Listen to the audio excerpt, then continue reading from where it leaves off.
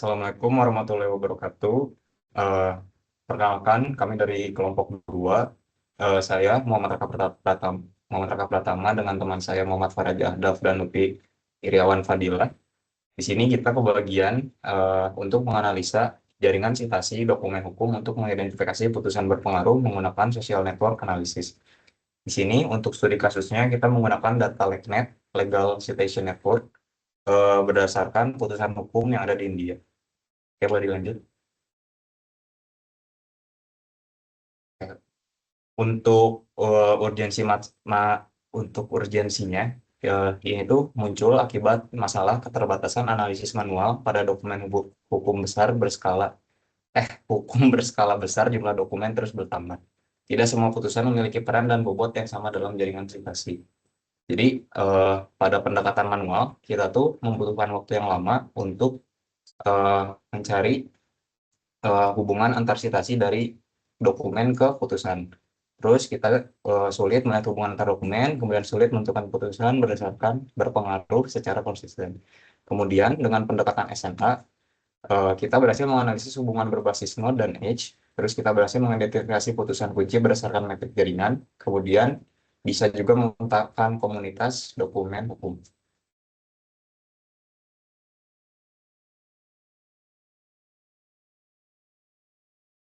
Di sini juga kita mengeluarkan 4 rumusan masalah. Yang pertama itu adalah bagaimana struktur jaringan sitasi dokumen hukum berdasarkan jumlah node, edge, dan karakteristik graf berarah.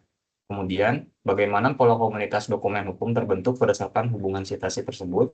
Kemudian, ada dokumen hukum mana yang memiliki posisi paling berpengaruh berdasarkan metrik centrality. Eh, Rencananya kita akan menggunakan 4 metrik centrality, yaitu the betweenness, ada degree centrality, betweenness centrality, agent factor centrality, sama PageRank centrality. Kemudian, rumusan masalah selanjutnya itu adalah bagaimana si centrality dan community detection dapat digunakan untuk menginterpretasikan posisi dokumen hukum dalam jaringan.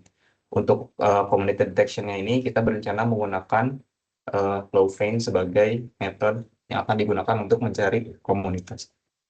Next. Nah, ini tujuan proyek atau tahapan yang akan kita lakukan. Yang pertama, kita akan membangun directed graph dari jaringan sitasi dokumen hukum. Kemudian akan menganalisis struktur dasar jaringan seperti jumlah node, edge, density, dan degree.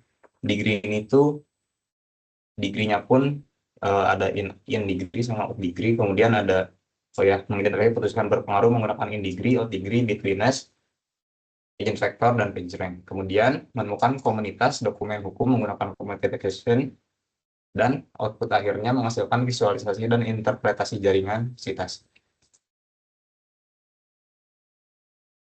Oke, di sini saya akan membahas tentang datasetnya. Nah, dataset LegNet ini dataset jaringan sitasi dokumen hukum yang ada di India. Nah, jadi untuk jumlah node-nya itu ada 26.308. Lalu untuk jumlah edge-nya ada 67.108. Yang dimana source node itu atau yang mengutip itu sebagai node 1, edge-nya itu adalah mengutip dan target node-nya itu sebagai node 2 dikutip. Jadi untuk datasetnya juga udah tersedia dalam format node edge list sehingga analisis ya dapat difokuskan dalam pembentukan graf, penghitungan metrik social network analysis, dalam community detection, visualisasi, dan interpretasi hasil menggunakan Python dan library NetworkX. Lanjut.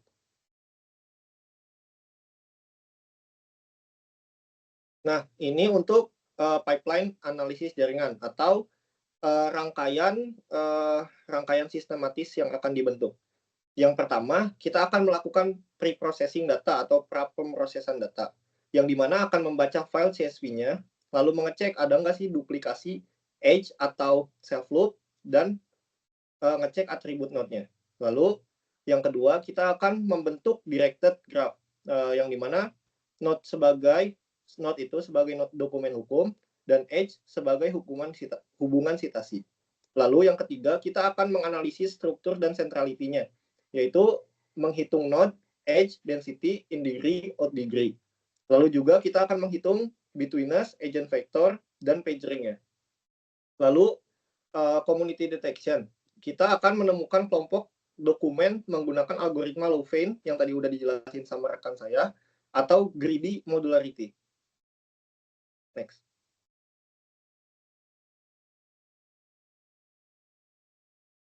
Oke, next buat tahap lanjutan dan rencana hasil di sini yang pertama ada analisis temporal. Di sini analisis temporal ini tuh untuk mengamati perkembangan sitasi dari waktu ke waktu, melihat apakah putusan lama tetap relevan dan dominan.